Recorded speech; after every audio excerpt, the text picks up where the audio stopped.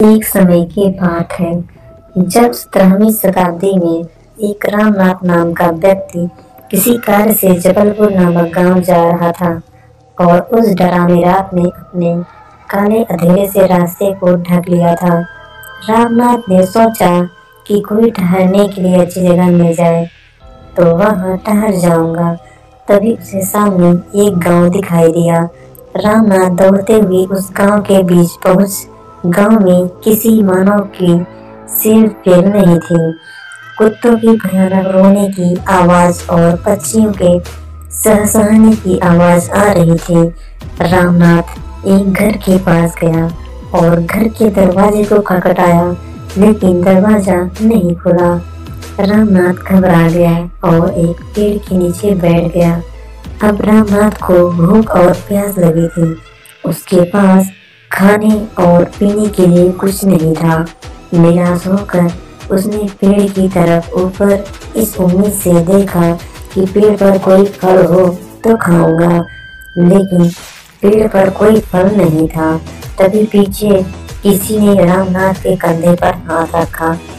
रामनाथ डर गया और धीरे धीरे पीछे देखने लगा और एक पल के लिए रामनाथ की आंखें फटी रह गईं।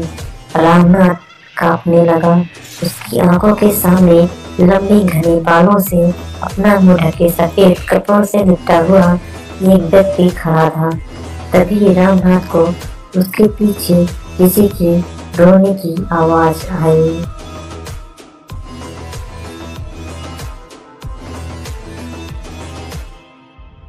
उसने पीछे देखा तो कोई नहीं था और देखा तो वह सफेद कपड़े लिपटा आदमी भी नहीं था।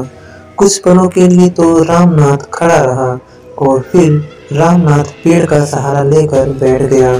तभी रामनाथ को किसी के पैर दिखाई दिए। उसने उसे देखा तो वह एक बूढ़ा व्यक्ति था। बूढ़े व्यक्ति ने उसे कहा कि यह लो खाना और पानी, लेकिन उसे डरे हुए रामनाथ ने खाना और पानी नहीं लिया। लेकिन जब वृद्ध व्यक्ति ने फिर से कहा तो रामनाथ ने खाना और पानी लिया।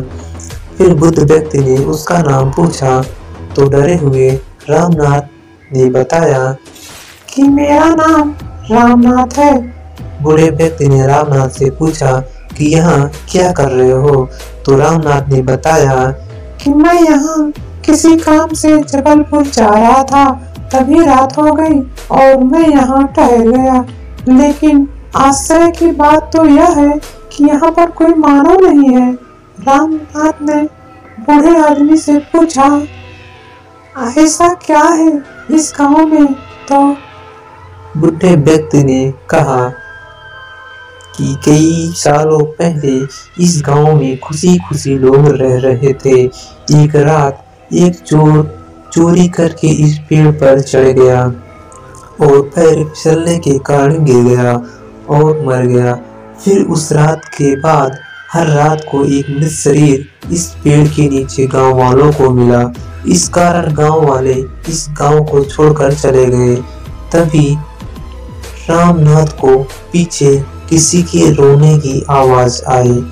उसने पीछे मुड़कर देखा तो कोई नहीं था और जैसे ही आगे देखा तो भयानक साया उसके सामने था और रामनाथ वही बिना होश के गिर गया।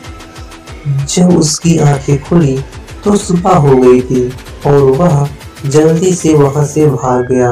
और फिर रामनाथ जब भी उस गांव के पास गुजरता था तो वह रात याद आती।